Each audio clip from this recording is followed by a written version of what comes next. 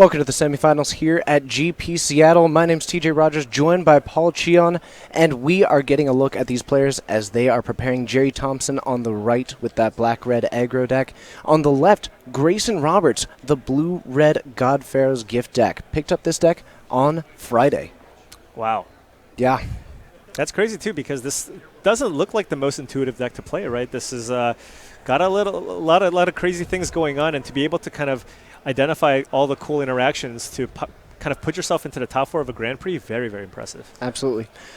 Heading into turn 3 for Jerry, he did start his turn 2 with that Walking Ballista. It was followed up by that Warkite Marauder on the left side of the battlefield, so Jerry has a couple of options in if he wants to handle this card now, maybe deal with it later. Interesting little fun fact is that it would actually turn the Walking Ballista into a 1-2. Right. And Jerry just choosing to attack here, and actually interesting that Grayson chose not to block here because now you're giving Jerry kind of the choice of whether or not you want to use that Ballista. So he might have taken a point of damage there where he didn't necessarily need to. Because I imagine if I'm on Jerry's side, it's like, oh, now he gave me the choice. He's able to follow it up with that Aethersphere Harvester. It's a 3/5 in the air. That's also going to be able to apply some pressure just over the top. Yeah, so Jerry did use that Ballista to get that Marauder off the board, so he did get in for basically a free 1 point of damage. And it's a Champion of the Wits coming down for Grayson. We're going to draw 2 cards. We're going to discard 2 cards. Lot of power in a card like this. You're able to dig through your deck, and especially something like this where your graveyard is just another resource. Right, and taking a look at just kind of the way Jerry and his team kind of came into this tournament was, you look at a lot of like the mono red decks, 4 copies of Lightning Strike, right? You want to burn your opponent out. Jerry's actually decided to go with the 4 copies of a Braid, which means he has a much better game for this matchup game 1. Yeah, absolutely. One thing to note, of course, is that, as Jerry said previously, this is the first time that he's done well with a red deck. Apparently, turning things sideways. It just seems so hard to believe because he just wins with everything. Not the red decks, apparently. Maybe he hasn't sleeved them up before. Right.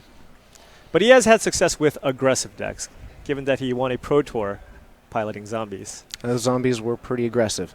So it's Gate to the Afterlife here from Grayson joining the Champion of Wits.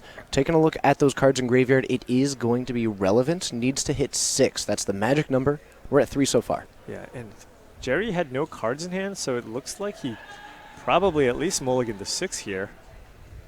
Crewing up the Aethersphere Harvester, getting some aggression in. Has 2 copies of it, only 1 creature to crew. Right, so did not draw a creature for the turn to get that second Harvester online, which is huge. This does buy Grayson Roberts some additional time. Grayson is still a few creatures away from triggering that Gate to the Afterlife, but as we mentioned before, a card like Walking Ballista or Fanatical Firebrand allows you to shoot down your own creature, and with that Gate to the Afterlife on the battlefield, you get a couple extra loots as well, and so it makes it just super likely for you to actually be able to fetch that God Pharaoh's Gift. Yeah, interesting to see 1 card held in hand there for Jerry, because having 4 mana means that he's got access to about the majority of his deck beyond the singular. Grayson Roberts going for the Activate Ipnu Rivulet? Yeah. Targeting himself. Did he find enough creatures to actually use the Gate to the Afterlife? 2. I think we're up to 5 cards in that graveyard. The last one was very an artifact, close. A Trinket or a Treasure Mage, as well as a Fanatical Firebrand hidden in that graveyard. Okay, what is that bottom card? Is that another Gate to the Afterlife? That it's an artifact, I think. Is that Gate to the Afterlife? Okay, so he was 1 short. So it's a small attack in, but Jerry at a pretty high life total at this point. It's just a matter of that card's not going to be blocking. Yeah, interesting that Grayson went for the attack. I guess the reason why he decided to go for the attack here is that he thinks Jerry can just play a creature and crew both the Harvesters.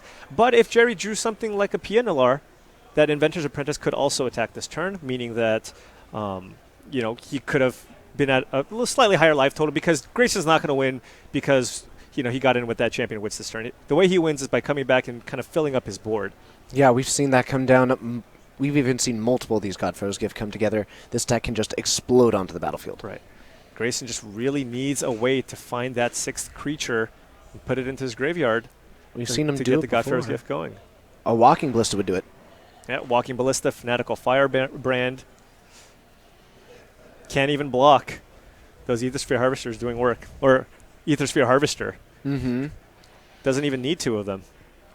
Even something along the realms of like Champion of Wits would be fine, because he could even eventually find that, he's got 5 mana right now. 3 mana for the Champion of Wits, 2 mana for the activation of this Gate to the Afterlife.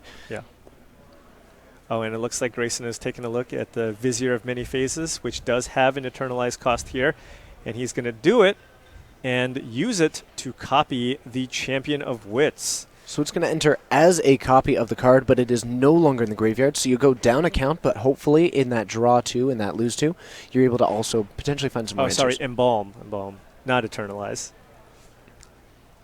Not a 4/4. It's just going Right. to remain the copying that power and toughness, Yeah, being a but 2/2. Grayson now. Oh, and he did find 2 creatures to discard. So despite the fact that he embalmed and got rid of a creature in his graveyard, he now does have 6. And I so he think just needs to survive. that was a Combat Celebrant too, and we have seen what that card can do when it's a 4/4 and when it's got haste. Yeah, and Jerry is currently drew 2 more lands. It's, Grayson had a bit of Jerry did not have the best start here. It looks like he mulliganed, and he hasn't been able to find that additional creature for the Aethersphere Harvester, but this might be the turn where Grayson turns the corner here. He can use that Gate to the Afterlife. Keep in mind that he is at 28. That's a good way to buy some time, and Jerry's got a couple of options for getting that final 5 points of damage in. Right. He did. Yeah, and taking a look, just the blue-red deck, unlike the blue-white Godfarer's Gift deck, less life gain, right? So you can't just get an Angel of Invention on the battlefield and then just come back. If Jerry maybe strings together, for example, a couple of unlicensed disintegrations or a Chandra plus a disintegration, that might be enough for that gives Jerry a few more outs than he would if you were playing against the blue-white deck. Yeah, even 2 power potential through Walking Ballista, right? For instance. So it is going to be the Godfarer's Gift coming to the battlefield. We saw the Gate to the Afterlife activate, and as we head into this combat, it is going to be an opportunity.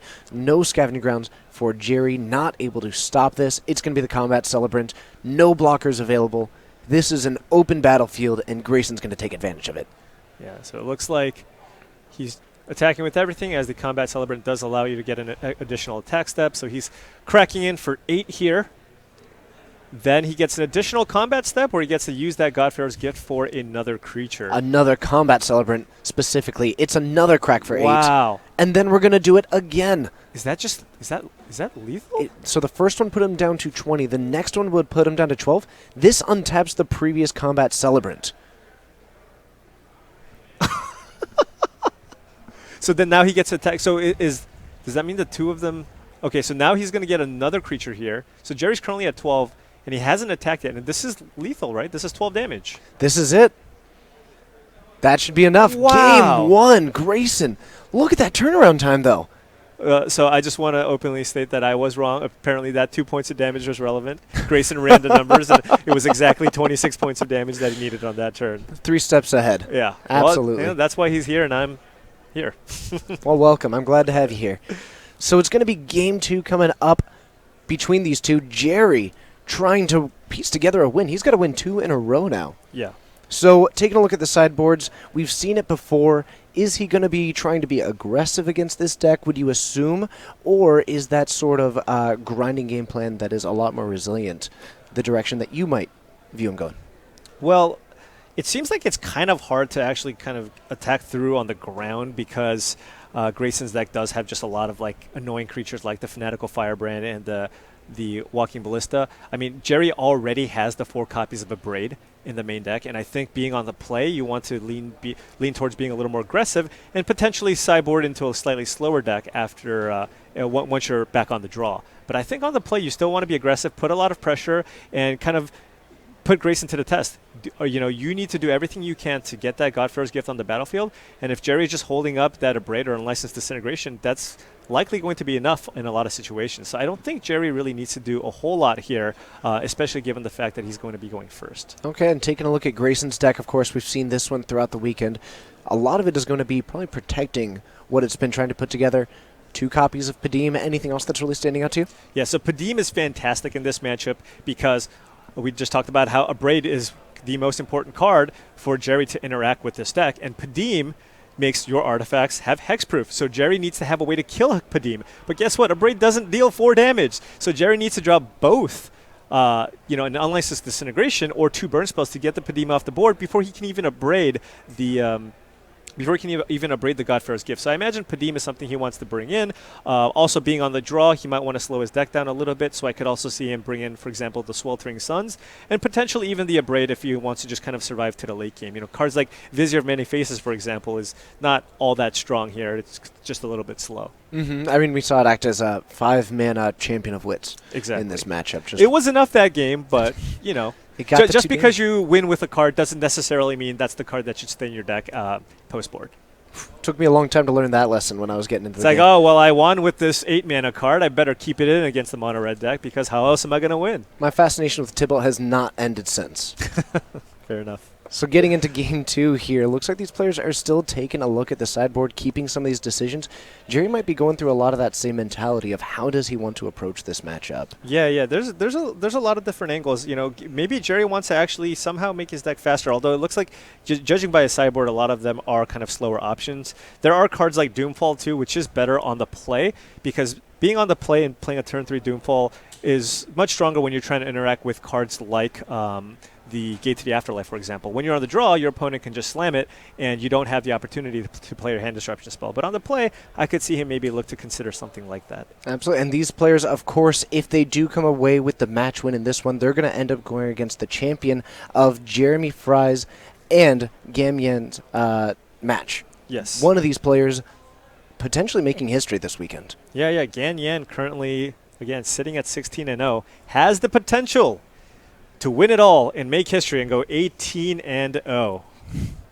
Incredible. Right. Just, my goodness, that is something. With just the old, stand by. If it ain't broke, don't fix it. Mono red, just getting it done. If it got you the buy, just see if it can get you the trophy. Right. Yeah. Run it back. So that's just the way to go, right? If you just win a PTQ with a deck, just run it at the PT. Why not? That's good. Yeah, that's really the realm I'd be at. Yeah. Perfect. So other things that we might see, we talked a little bit about some of the interactions between this Warkite Marauder and the Fanatical Firebrand, their ability to interact with some of these cards like the Hazaret, to interact with some of these cards like the Rekindling Phoenix. Is there anything in Jerry's? We talked a lot about the card Abrade, but there's a couple of our cards that he might have access to that really could play a factor in this one. One of them is that he does have a singular copy of that Scavenger Grounds. That might be able to help out somewhat.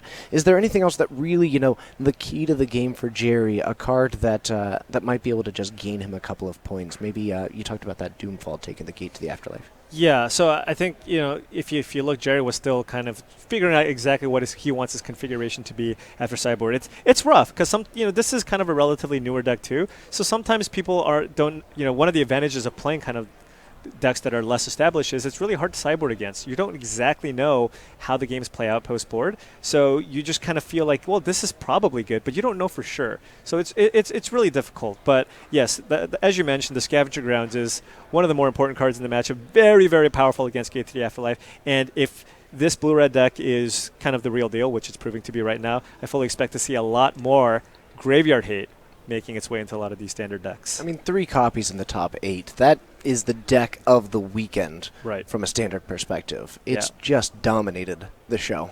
Yeah, I could also see Jerry bringing in the second Glory Bringer that he has in the sideboard. Just an excellent card in these kind of, it's a slightly more mid-range matchup, right? Glory Bringer allows you to kind of deal with those eternalized creatures, get that off the board. And also, I mean, Grayson, at the end of the day, when you're playing Get to the Afterlife, you're still playing a creature deck, so it just kind of can clear the way. It also offers another one of those answers to Padim, to where you could chain that Glorybringer and maybe an Abrade as a potential way to answer that. Both Padim and, both Glorybringer and Chandra being kind of two of the better answers, along with, of course, the Disintegration. So Jerry, unlike most red decks, Jerry does have a couple more options because he does have that unlicensed Disintegration. And we're going to see another mulligan here from Jerry, so he's going to be taking a look at 6. Grayson seems to be happy with the 7. Yeah. If it ain't broke. That's right. But Jerry just looking to just try to curve out, get that aggressive start here, and ideally with an Abrade in his opener too. Yeah, those mulligans can be pretty punishing to these aggressive decks, though. Especially, on the play, they're not going to have a whole lot of way to replenish these resources. It's all about making use of what you end up with. Right. But Jerry does play with one of the best cards of all time with mulligans, Hazret the Fervent, right? So he could potentially kind of get a hand where he just curves out and plays a Hazret in turn 4 and kind of just washes away that mulligan. That's a great point. Still, that's just good deck building. Yeah. All right, so we're going to be heading into this one from the other side of things. We are going to have the result of Jeremy Fry, and we're going to have the result of Genyan. That matchup also going to be a little bit, if we can jump over to that one, we will, but that also includes another copy of that blue-red deck, and then, of course, it's got the straight-up red deck wins. Yeah, and that matchup plays out very similarly, too. And actually, it looks like the update on that one is that actually Gan did take that win 2-0. It continues. 17-0. So Gan is actually potentially going to make history here. And these players are competing for the chance to crush that. Right. That is what this fight is all about for them. Yeah. So it looks like we're getting the scry here from Jerry. Going to keep that one on top by the look of it. How intimidating does that have to be? If you win, you get to go up against the player who hasn't lost. Yeah. Beaumont Courier comes down. I mean, I think Jerry's played enough where probably he's not going to be too phased, but still, you're going to know going into the last round that your opponent definitely knows what he's doing. Absolutely, and it's going to be Minister of Inquiries coming down for Grayson. That's actually a really good way to start activating these Gates to the Afterlife. Yeah, it's a great way to just fill up your graveyard and also kind of slowing down that Beaumont Courier, too, if Jerry does not have an answer. True, being a 1-2, I mean, a one-mana 1-2 is pretty solid. It's one of the reasons why they were even looking at Inventor's Apprentice. Right. It doesn't die immediately. Yeah, you just look at all these creatures and you're just like, oh, these don't look great, but somehow they still just, your deck, you built your entire deck to just kind of chump block the entire time, so it's really not that bad. And now look, Jerry can't even get in with that Beaumont Courier. So Grayson's heading in. It is... Whoa. I like this. Getting into the red zone with the Minister of Inquiries, following it up with the Walking Ballista. Jerry's just going to go for a cycle of the Canyon Slough. Yeah, okay. So the reason why Grayson chose to do this is he figures, he can just use this Walking Ballista to get rid of that Beaumont Courier, so might as well get in for, every point of damage that you can. And he might also want that energy for mana, so he might not want to actually just mill himself right away. Wait till he gets a little more information about how his draw fleshes out. So Jerry ends up losing 2 of these cards with that trigger on the stack from the attack, takes it down, so we do have 2 of the, that second card was added after it was placed in the graveyard. And it is the Champion of Wits. Definitely one of the powerhouses of this deck. And yeah, Grayson was lacking in the blue mana, so kind of a heads-up play there. Is that 2 combat celebrants in the graveyard? That is. That's basically where it belongs until the Godpharaoh's Gift comes onto the battlefield. I mean, once it's online, it means that you are going to be looking at 3 combat steps once that hits the battlefield. That's just incredible. That kind of inevitability is insane. Right. And now Jerry just not a lot of action. This is just the opposite of how he wanted this game to start out. Looks like it is going to be Chandra Torch of Defiance, though. Adding this one, exiling card. It's Pia Nalar, but that's just going to deal 2 damage. Right. Remain in exile. And Jerry could have, of course, used the Chandra to minus and get one of the creatures off the board, but that would leave Chandra at 1 loyalty, and one of the creatures would be able to finish it off. So Jerry figures, look, I'm going to get this Chandra up to 5. It's going to be pretty difficult for you to actually be able to get my Chandra off the board, and then I can untap with access to potentially up to 6 mana next turn. We see this last energy used, by the way, to cast this Champion of Wits. Got to find blue mana or bust right now. Right. Looks like a Vizier of Many Faces and a 3rd combat celebrant in the graveyard. And he did find a blue source here, and he's now looking at 5 creatures in graveyard. So 1 away from a potential Gate to the Afterlife. Those 3 combat celebrants are just going to just wreck this field. Right. If Grayson just gets a Godpharaoh's Gift on the battlefield and Jerry does not have an Abrade, yeah. So it is Jerry's tons of damage. He does have the Chandra. It is down to 2. He was able to, soak up a bit of that damage. He remains at 18. The Chandra does have a couple of plays. It can add mana if you need to really empty your hand quickly. It also does have that plus ability to take a look at an extra card. Yeah, and take a look at Grayson's hand. He's got a couple of Fanatical Firebrands along with that Trophy Mage. And that Trophy Mage gives this deck a little more redundancy as well. You can use that Trophy Mage to search up that Gate to the Afterlife. And with the Fanatical Firebrand, he's guaranteed to have 6 creatures in his graveyard. That's a great point. Looks like for Jerry, we've got a 2-mana play. Did he cycle another Canyon Slough? Oh, that is the case. So, yeah, he did take that Slough to the graveyard, trying to find more of these cards that he can just start using. This game plan is, he's got pretty minimal pressure on board. Yeah, he really needs to kind of find some kind of threat to add to the board to actually protect the Chandra. So if he doesn't have that, I would probably just look at the top card and see if I find something. And there is an Abrade. That Abrade can get one of those creatures off the board. But the problem is, no matter what, Grayson is still going to have 3 power on the battlefield to deal with that Chandra. Yep, and that does go to the graveyard. That's also creature number 6. So in the theoretical world where you have Gate to the Afterlife and a land in hand, this is going to be where the fun begins. Right. And now Grayson has that Fanatical Firebrand and, try to figure out how he wants to attack the Chandra. And, okay. 1 damage to Jerry. And now he's got the Trophy Mage, fetch out that Gate to the Afterlife.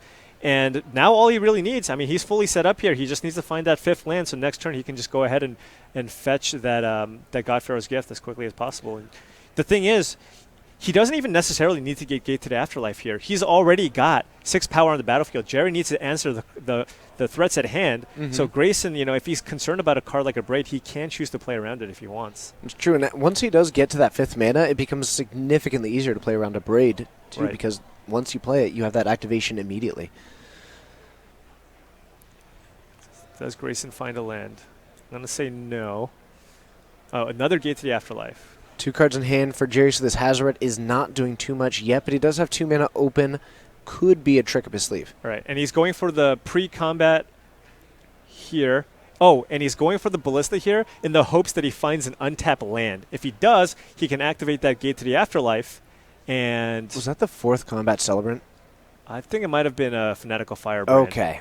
Yeah. So he ran out the Walking Ballista to try to find an additional land. It looks like he's continuing to do this to try to, I guess, just lock up the win this turn if he can and just hope that Jerry does not have an Abrade. So does he find land number 5?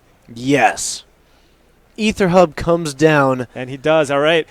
You sculpted your entire game plan around finding that land. So you're just kind of committed at this point to get that God Pharaoh's Gift. And I don't think that I see an Abrade in Jerry's hand. This could be all of the Celebrants. There are 3 combat Celebrants in the graveyard right now. We could be looking at 4 combat. I'm not even going to run the numbers, but it's a lot. A lot. 4? This is, if you want to talk about having a celebration, let's celebrate making it through this match. Yeah. Oh, my There goodness. We go. Exert. First one untap the squad. Do it again. Do it again. Do it again. Actually, I don't even think he can do that because Jerry's just going to be dead before that happens. But wow. The 3rd one even untaps the other 2. Yeah. Just... Oh, my goodness. Here we go. So Jerry took a bunch of damage. Jerry's at 7. Comes in. Untap the other one. Exert. Oh. And this is going to lock it up. Jerry offering the left-handed handshake. Oh, my goodness. Grayson, 3 combat Celebrants, moves his way on, and he is going to be going up against the undefeated player. The only thing standing between Yan and history.